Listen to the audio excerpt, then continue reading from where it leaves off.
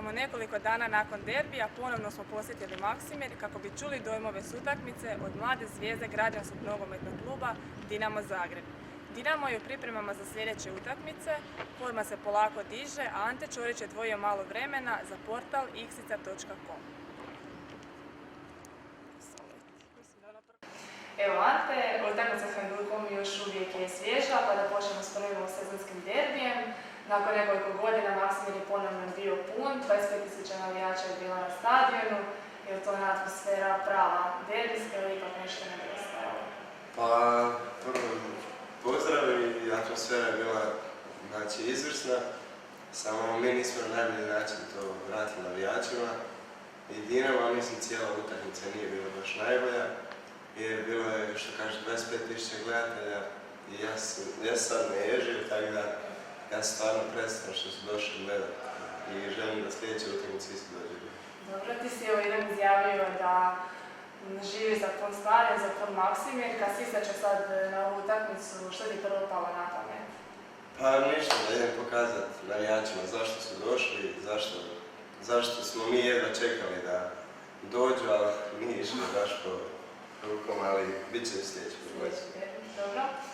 Vjerujem da nekoliko puta dnevno čuješ pitanja o tome trebaš li otići iz Dinama. Sam si rekao da planiraš biti tu još dok ne stasnaš kao profesionalni nogometaš, a postoji li neka ponuda koju ne bi li sada odbio? Pa ne postoji, ne bavim se uopće time. Znači, tad sam rekao da on preuzme ako je neka ponuda ili nešto da on s njima priča, da sam ja rekao da želim tu ostati. To je moja odluka. Dobro, mnogi mladi sportaši naprave po meni pogrešku i odu vrlo rano u neki veliki klub gdje onda ne uspiju stvariti svoje snove. Kakvi su savjeti, što tebi najviše ljudi savjetuju, je li ima oni koji ti govore da nikad nije rano otići iz Dinama? Pa govore, ima puno različitih, ali najviše mi govore da ostanu. Pogotovo iz familije, svi su da ostanu tu i moja je odluka i on kaže da to radi.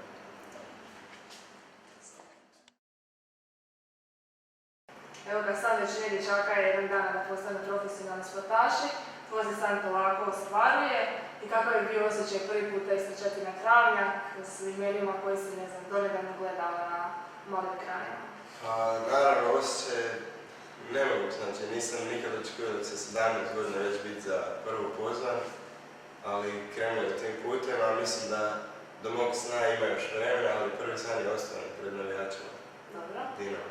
Evo, prema tebi, koja je tvoja najveća nogometna kvaliteta? Što je ono prvo čem se baš može da se ističeš možda od svojih vršnjaka?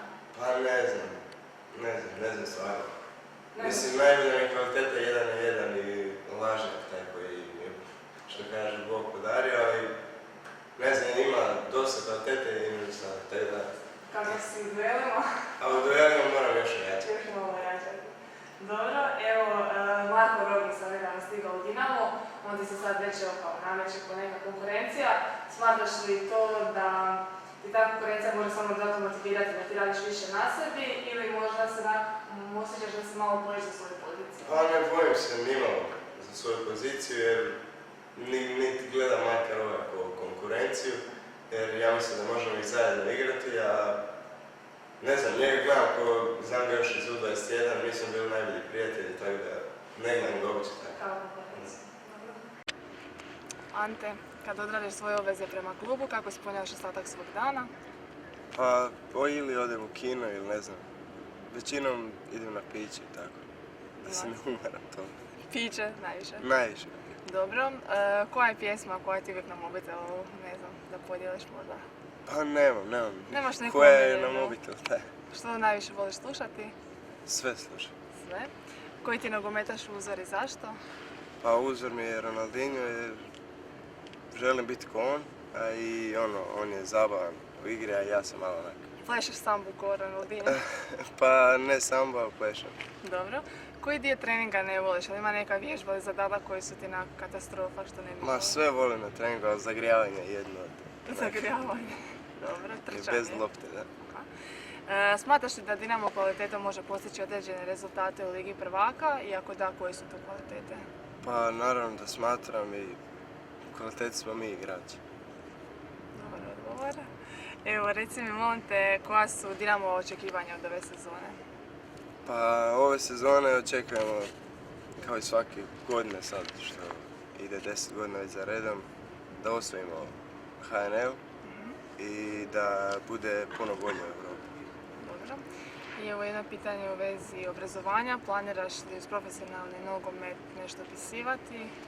Pa planiram, ali to je sad, jer je Europa To je i sve, još pa daleko. ćemo malo polakše to. Dobro.